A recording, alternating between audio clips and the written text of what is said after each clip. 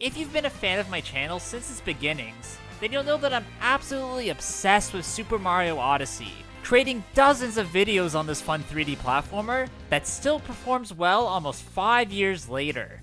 This game is absolutely massive, and during every playthrough I discover another part of the experience that interests me, and gave me the idea for a new video, this time about the top 15 weirdest moons. Here I want to showcase some of the strangest ones in Super Mario Odyssey, popping up here due to weird mechanics, wacky characters, or just out of place gameplay. Oh yeah, before I get started, my name is Copycat, and if you haven't yet, then please subscribe to my channel, and hit that bell button to stay notified when I upload new videos. Coming in at number 15 is a moon that can be collected in the Cascade Kingdom called Finks Traveling to the Waterfall, where you need to use the binoculars and look up in the sky to see this ancient monument floating through the air. This is just a very out of place sight to see, and honestly during my first few playthroughs, I did wonder how this gigantic stone statue kept showing up in different kingdoms. But now that I know this moon exists, it does make a lot of sense. Well, sort of. One type of moon that I always felt were extremely weird are the Goomba loved ones, where you need to capture the creature and reunite it with its Goombet pair.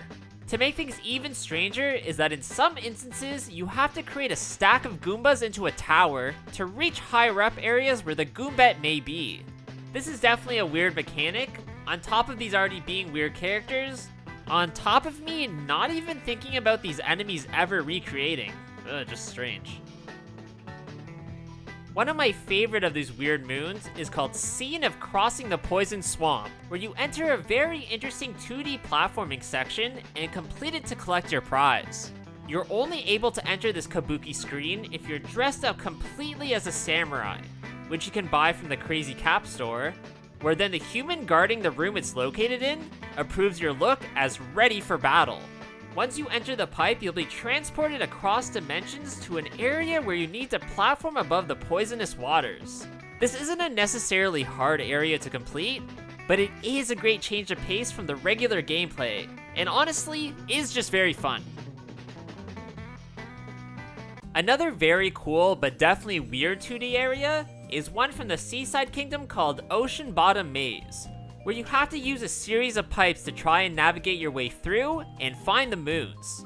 There are actually 3 distinct ones that you can gain here, and the one found in the hidden room, the one located in the middle that's tough to get to, and the musical note collection that's pretty easy as long as you're prepared. Areas in the game like this are tons of fun to interact with, and stick out as incredibly wacky, even in an already strange Mario entry. Coming in at number 11 is a Cascade Kingdom moon called Nice Shot Chain Chomp, where you almost have to play a game of billiards with the ball like enemies, putting the last one in the hole to gain your prize. This is something you can actually do when you capture the creature, as you're able to flick it into structures or other enemies, where if you hit one chomp into the other, then it will create a chain reaction. I love puzzle solving moons like this one that have a very simple mechanic that you have to figure out on your own, even if it does turn out to be a bit bizarre. 2 moons that are actually a weird homage to an older Mario title are the Totally Classic and Courtyard Chest Trap ones that are found in the secret room in the Mushroom Kingdom. As an even stranger bit, you need to use purple coins to purchase the Super Mario 64 outfit from the store to even gain access to this area, which if you can't tell is the haunted courtyard from that specific entry, which leads to Big Boo's haunt. The Totally Classic moon is uncovered when you spin Cappy on the top of the point of the star statue, and the Courtyard Chest Trap is gone when you open the treasure chest in the right sequence. Unfortunately, there isn't much to do in this area, and there aren't even any boos to fight, but at least this is a nostalgic throwback, even if it is a bit unnecessary. One of the strangest enemies that you'll encounter in Super Mario Odyssey is the Klepto, where there's a sub-area in the Lost Kingdom where you need to retrieve Cappy from its claws to gain a moon. This is done by stunning it while it's on a ground-poundable platform, which can be a bit difficult to traverse due to the lake of lava that's easy to fall into. Other than this entry, Super Mario 64 is the only other place this gigantic condor appears, and also steals your hat, which was just unusual and frustrating when I was a kid. The next moons we're going to look at come from the Sand Kingdom's Jaxi runes, but it's not the area itself that's weird in any way, it's the Jaxi creature that's actually really strange. This feline-like statue creature isn't capturable but can be ridden on, running at a very fast speed where you can't stop completely, only break momentarily.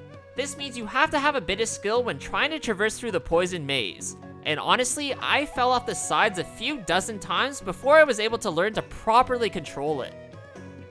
One of the weirdest 2D area moons in the entire game is one called the King of the Cube, that's located in a sub-area of the Cloud Kingdom. Here you can collect 2 moons, in the one that's found once you complete the level, and the one that's gained once you find each of the shards that are hidden throughout it. This area is out of the ordinary, and doesn't really fit in the theme of the Cloud Kingdom, but that really isn't saying much, as it's pretty devoid of any character, or color, or fun of that matter. One specific area that immediately stuck out to me as weird when I first played it is called Waves of Poison, which is a moon found in the sub-area of the Lake Kingdom. As its name suggests, you need to platform through this area, jumping over the poisonous waves while collecting the moon at its end, while also finding the key to unlock the secret one. It's suggested that you capture the frog and use its high jumping ability to traverse a lot easier, but if you're skilled enough, you can get through it all in normal Mario form. This level is tons of fun, but it has a strange feel to it, which is why it makes this video. At the 5th spot, we have a moon from Bowser's Kingdom called Jizzo's Big Adventure, in which you have to capture that statue and use it to solve platform-based puzzles. Now, it's the Jizzo itself that makes this one so weird, as they initially appear as Keisha Dagarba, which is a Buddhist monk carrying prayer beads, meant to represent the guardianship of children.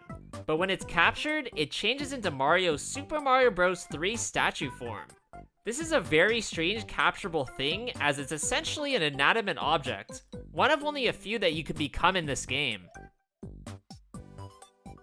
Another very strange but very fun moon is the herding sheep above the forest fog one from the Wooded Kingdom, where you need to guide the lost sheep back to its pen to gain your reward.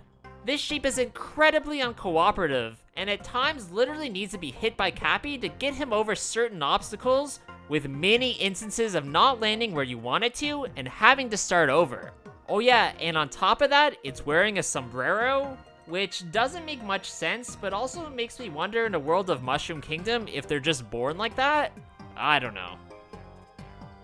One moon that resides within a sub-area with an interesting design is called Magma Narrow Path, which can be found in the Luncheon Kingdom. Here you have to capture the Podoboo, or fire bubble, and guide it through an extremely thin lava pathway where falling off the sides at least once is pretty much a guarantee. Super Mario Odyssey is at its very best when it properly uses its capture abilities in this ingenious sub-levels, and I really hope they eventually create a sequel and up the ante, making these areas even tougher. Coming in at number 2 is a somewhat terrifying moon from the Metro Kingdom called Motor Scooter Escape, where you have to do just that from a ferocious T-Rex. What makes this obvious Jurassic Park reference so strange is that you're actually heading towards the camera with a dinosaur behind you, making it really feel like you're acting out a scene from that movie. Must go faster. This does make things a bit more difficult as you can't exactly see what's going on in front of you, meaning you can fail pretty easily and get eaten by the dino, but it's worth it as this moon is one of the most memorable of the game. Before we look at the number 1 weirdest pick, here are some honorable mentions.